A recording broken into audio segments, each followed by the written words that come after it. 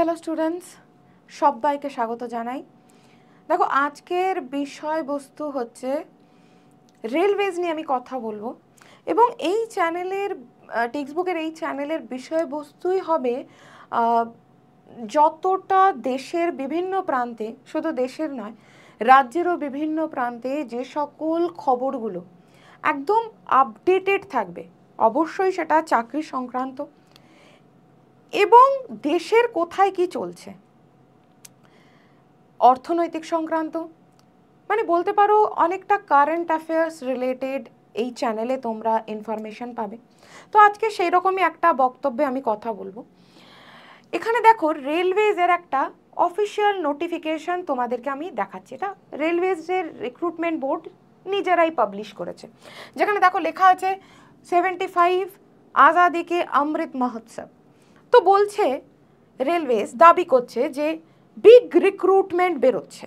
কীরকম big recruitment? না, 50,000 plan করছে রেলওয়েজ। 50,000 মিনিমাম 50,000 লোক নেবে।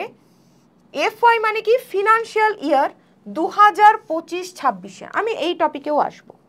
সেকেন্ড লাইনে বলছে যে রেলওয়েজ ফেয়ার এক্সামিনেশন করানোর জন্য। ফেয়ার এক্সামিনেশন মানে যাতে কোনো রকমের দুর্নীতি না হয়, কোনো রকমের স্ক্যাম না হয়, কোনো রকমের আগে প্রশ্নপত্র ফাঁস হয়ে যাওয়া, পরে সেটার কোনো রকমভাবে ইউজ করে সেটার পরীক্ষা দিতে যাওয়া, বা যে সকল জায়গায় পরীক্ষার সেন্টার সেখানে ভেতরে ঢুকে মোবাইল ইউজ করা বা ইন্টারনেট ইউজ করা, এগুলোর জন্য রেলওয়েজ কিছু কিছু নিয়ম আনছে। আমি সব টপিকেই আসবো ধীরে ধীরে। প্রথমেই বলি, 2024 সালের নভেম্বর মাসে, এটা 2025 চলছে, তো 2024 সালের নভেম্বর মাস নাগাদ, সালটা কিন্তু 2024, নভেম্বর মাস নাগাদ রেলওয়েজ বলেছিল আমাদের কাছে ভ্যাকেন্সি আছে 1.08 লক্ষ, 1,08,000।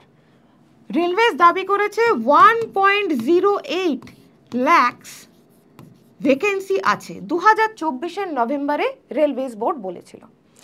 যার মধ্যে ফর্ম ফিল আপ করে ফেলেছে 1.86 কোটি লোক, মানে প্রায় 2 কোটির মতন লোক ফর্ম ফিল আপ করেছে। যেটার ভ্যাকেন্সি বেরিয়েছিল 2024 নাগাদ, 2024-25-এর FY বা ফিনান্সিয়াল ইয়ার যদি আমরা দেখি, তাতে রেলওয়েজ মোট ভ্যাকেন্সি বার করেছিল 55,197। সব কিছু মিলিয়ে মিশেই আমি বলছি, মানে তার মধ্যে LP বলো, গ্রুপ ডি বলো, সব কিছু মিলিয়ে মিশেই আমি বলছি। তো মোট দাবি করেছিল আমাদের কাছে, রেলওয়েজের কাছে 1.08 লাখ ভ্যাকেন্সি আছে, যার মধ্যে ভ্যাকেন্সি বার করেছিল 55,197। 2024-25-এর যে ফিনান্সিয়াল ইয়ার, এই 55,197 ভ্যাকেন্সির জন্য আমাদের দেশের সমস্ত স্টেট, ইউনিয়ন টেরিটরি মিলিয়ে ফর্ম ফিল আপ করে ফেলেছিল 1.86 crore, মানে প্রায় 2 কোটি ছেলে মেয়ে, 2 কোটি চাকরি প্রার্থী ফর্ম ফিল আপ করেছে। যেটা রেলওয়েজ খুব সুষ্ঠুভাবেই 186টা সেন্টারে কন্ডাক্ট করিয়েছে। 186টার মতন পরীক্ষার সেন্টার নেওয়া হয়েছিল। তো 2024-এর পর থেকে এখনো পর্যন্ত ওই 185-86টা সেন্টার নিয়ে এটাকে কন্ডাক্ট করিয়েছে। এই তো গেল 55,197। বাট রেলওয়েজ তো বলেছিল 2024-এর নভেম্বরে মোট ভ্যাকেন্সি আছে এটা।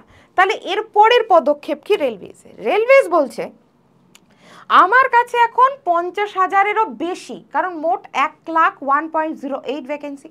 রেলওয়েজ বলছে আমার কাছে আরও 50,000 প্লাস ভ্যাকেন্সি আছে, যেটা নেওয়া হবে, এই ভ্যাকেন্সিটা পূরণ করা হবে 2025-26-এর ফিনান্সিয়াল ইয়ারে। FY 2025-26-এর ফিনান্সিয়াল ইয়ারে নেওয়া হবে। তাহলে এর থেকে বোঝা যাচ্ছে যে রেলওয়েজ যেটা বলেছিল সেই কথা কিন্তু রেলওয়েজ রাখবে। 2024-এর নভেম্বরে রেলওয়েজ যে জিনিস বলেছিল সেই জিনিস কিন্তু রেলওয়েজ করে দেখাচ্ছে। তার মানে আমাদের কাছে 50,000-এরও বেশি ভ্যাকেন্সি আরও আছে। এইটাই সেটাই বলছে যে রেলওয়েজ প্ল্যান করছে, plans 50,000 vacancy for FY financial year 25-26-এর জন্য। এবার আমি যেটা বলছিলাম যে রেলওয়েজ এত যে ভ্যাকেন্সি নেবে, এত যে পরীক্ষার আরও সেন্টার, আরও হল, আলাদা আলাদা স্টেটের জন্য এত ছেলে মেয়ে ফর্ম ফিল আপ করছে। আগের বারেই 2 কোটি, অলমোস্ট 1.86 crore।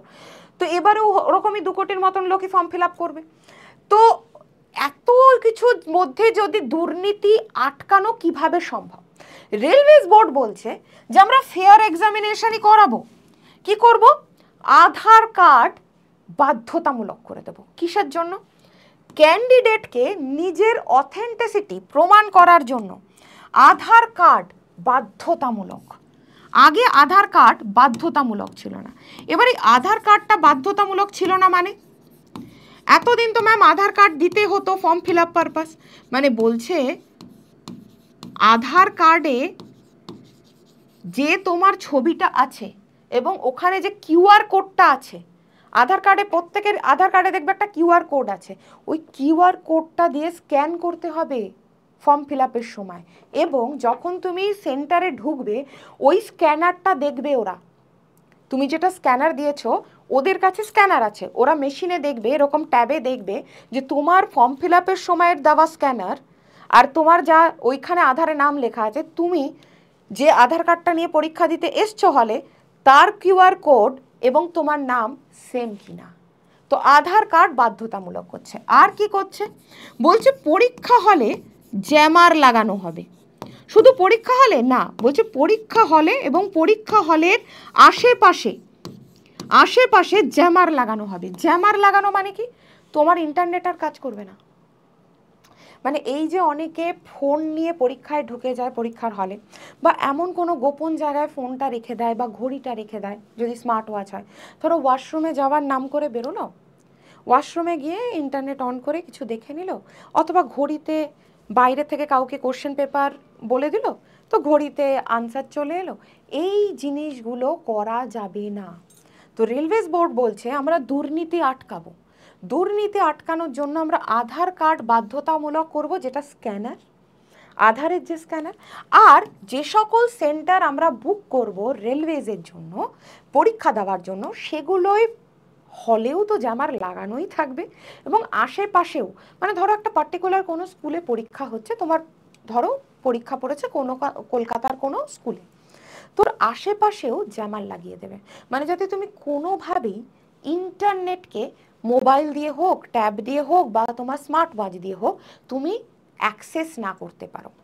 তো মোদ্দা কথা হচ্ছে রেল চাইছে তার মানে ফেয়ার এক্সাম করাতে, রেল চাইছে তার মানে সঠিক ব্যক্তি চাকরি পাক, রেলওয়েজ বোর্ড চাইছে পয়সা দিয়ে চাকরি কেনা না হোক, রেলওয়েজ বোর্ড চাইছে কোনো রকম দুর্নীতি করেই তুমি রেলে যাতে চাকরি না পাও তার ব্যবস্থা।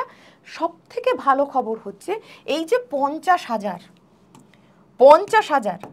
এই যে ভ্যাকেন্সি, এটাও বলছে আমরা পরীক্ষা করিয়ে দেব 2025-26 ফিনান্সিয়াল ইয়ারে, এবং আমরা এই পরীক্ষাটাও করাবো একদম দুর্নীতি মুক্ত।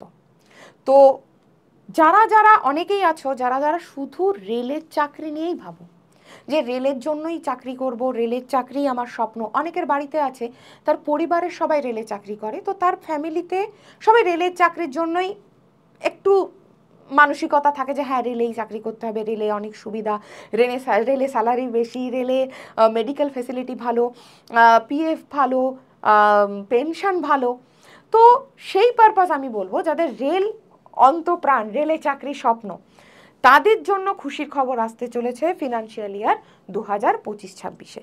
তো আবারও বলছি, টেক্সট বুকের এই চ্যানেলে তোমরা সমস্ত রকমের ইনফরমেশান পাবে চাকরি রিলেটেড, এবং শুধুমাত্র চাকরি সংক্রান্তই নয়, তোমরা দেশ বিদেশের আনাচে কানাচে বা ভারতে কি হতে চলেছে, ভারত পলিটিক্সে কতটা এগিয়ে আছে, ভারত জিডিপিতে কতটা এগিয়ে আছে, ভারত কি নতুন কোনো পরমাণু বোমা নিয়ে ভাবছে, বা ভারত কি নতুন কোনো রকেট লঞ্চিং নিয়ে ভাবছে, বা ভারত এডুকেশন সিস্টেম নিয়ে কি ভাবছে, বা বাংলা কত দূর এগোচ্ছে, বা বাংলার ভবিষ্যৎ কি, এই সমস্ত রকমের ইনফরমেশন রিলেটেড সমস্ত ভিডিও তোমরা এই চ্যানেলে পেয়ে যাবে।